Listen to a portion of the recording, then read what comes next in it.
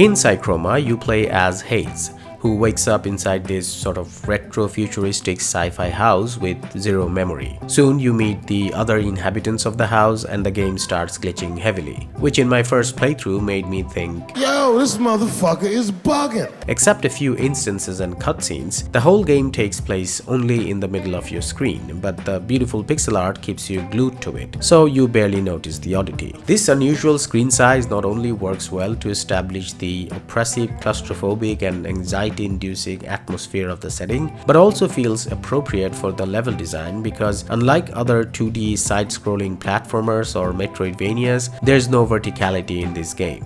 There's not even jumping, because it's a walking simulator. Those words are forbidden! Well, I suppose saying there's no verticality is not the right way of putting it because the whole game, which should take you about 2.5 to 3 hours to finish, is set in this one building and primarily involves going up and down to different floors using this elevator and other mysterious means.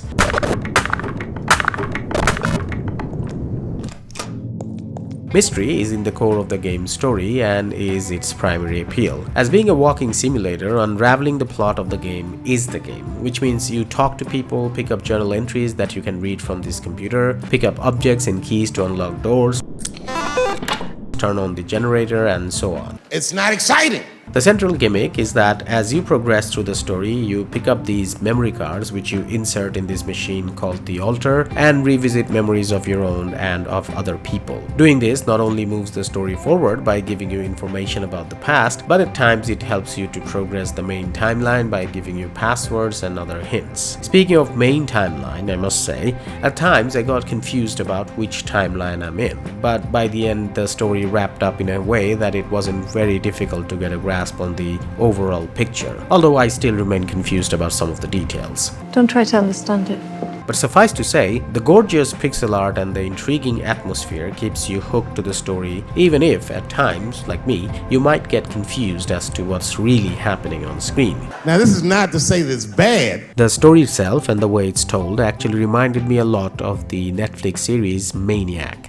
If you like that series or the way it tells its story, I think you'll like Psychroma. The best thing about the game, I'd say, is its length, which doesn't overstay its welcome, and once you're at the last phase of the game, it loses the slightly maze-like approach to level design by eliminating multiple possible directions that you can go to, and rather makes everything straight so that you get a sense of forward momentum towards progressing to the end of the story at rapid pace without getting distracted. As mentioned, it is a short game that took me about 3 hours despite aimlessly backtracking for a good chunk of time. And the story could be a bit complicated for some people, at least if you're doing just one playthrough, but if you can get it on a steep discount, I'd say you most likely won't regret it.